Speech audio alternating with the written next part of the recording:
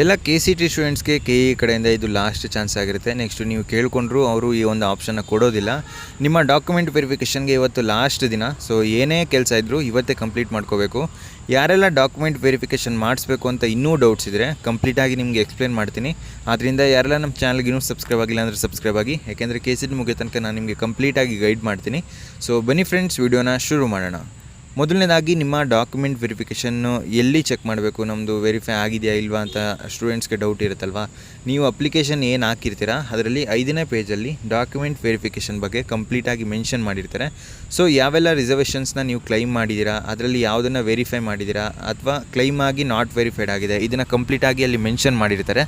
ಮತ್ತು ತುಂಬ ಸ್ಟೂಡೆಂಟ್ಸ್ಗೆ ಅವರ KCT ರಿಸಲ್ಟ್ಸ್ಗೂ ಮುಂಚೆನೇ ಅವರ ರ್ಯಾಂಕ್ ಎಷ್ಟು ಬರ್ಬೋದು ಅಂತ ತಿಳ್ಕೊಬೇಕಾಗಿರುತ್ತೆ. ಅದಕ್ಕೆ ಅಂತಲೇ ಲಿಂಕ್ ಡಿಸ್ಕ್ರಿಪ್ಷನಲ್ಲಿ ಕೊಟ್ಟಿರ್ತೀನಿ.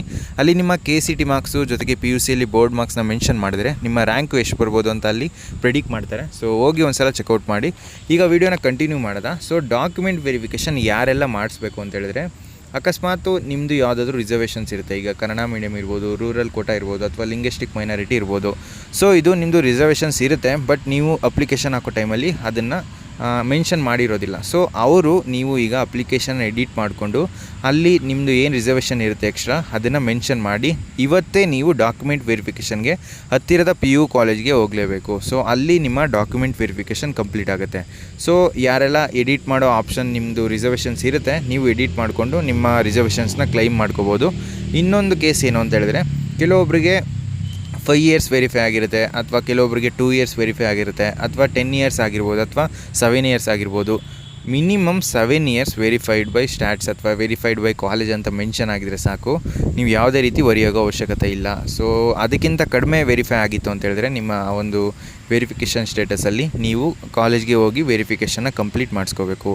ಸೊ ಅರ್ಥ ಆಯಿತು ಅಂತ ಅಂದ್ಕೊತೀನಿ. ಬೇರೆ ಏನಾದರೂ ಡೌಟ್ಸ್ ಇದ್ದರೆ ಕಮೆಂಟ್ ಬಾಕ್ಸಲ್ಲಿ ತಿಳಿಸಿ. ಸೊ ರಿಸರ್ವೇಷನ್ಸು ಇತ್ತು ಅಂತ ಹೇಳಿದ್ರೆ ಖಂಡಿತ ನೀವು ಕ್ಲೈಮ್ ಮಾಡಲೇಬೇಕು.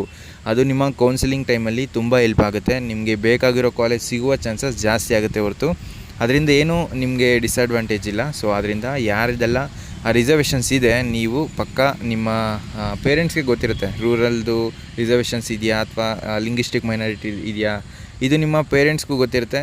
ಮೇಯ್ನಾಗಿ ನೀವು ಇದನ್ನೆಲ್ಲ ತಿಳ್ಕೊಂಡು ನೀವು ಈ ಪ್ರೋಸೆಸ್ನೆಲ್ಲ ಕಂಪ್ಲೀಟ್ ಮಾಡ್ಕೋಬೇಕು.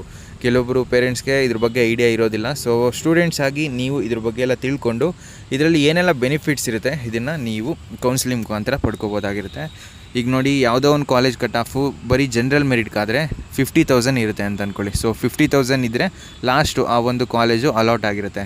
ನಿಮ್ಮದು ರಿಸರ್ವೇಷನ್ಸು ಕನ್ನಡ ಮೀಡಿಯಮ್ ಅಥವಾ ರೂರಲ್ ಕೋಟಾ ಅಥವಾ ಲಿಂಗ್ವಿಸ್ಟಿಕ್ ಮೈನಾರಿಟಿ ಇತ್ತು ಅಂತ ಹೇಳಿದ್ರೆ 55,000 ಇದ್ರೂ ಸಿಗ್ಬೋದು, 60,000 ಇದ್ರೂ ಸಿಗ್ಬೋದು. ಈ ರೀತಿ ರಿಸರ್ವೇಷನ್ಸು ತುಂಬ ಮ್ಯಾಟ್ರ್ ಆಗುತ್ತೆ. ಆದ್ದರಿಂದ ಯಾರೆಲ್ಲ ಡಾಕ್ಯುಮೆಂಟ್ ವೆರಿಫಿಕೇಷನ್ ಮಾಡಿಸಿಲ್ಲ, ಹೋಗಿ ನಿಮ್ಮ ಡಾಕ್ಯುಮೆಂಟ್ ವೆರಿಫಿಕೇಷನ್ನ ಮಾಡಿಸ್ಕೊಳ್ಳಿ. ಬೇರೆ ಏನಾದರೂ ಡೌಟ್ಸ್ ಇರೋ ಕಮೆಂಟ್ ಬಾಕ್ಸಲ್ಲಿ ತಿಳಿಸಿ. ಸೊ ಫ್ರೆಂಡ್ಸ್, ಈ ವಿಡಿಯೋ ನಿಮ್ಗೆ ಇಷ್ಟವಾಗಿತ್ತು ಅಂದರೆ ಲೈಕ್ ಮಾಡಿ, ಕಮೆಂಟ್ ಮಾಡಿ, ಮತ್ತು ನಿಮ್ಮ ಫ್ರೆಂಡ್ಸ್ಗೆಲ್ಲ ಈ ವಿಡಿಯೋನ ಶೇರ್ ಮಾಡಿ.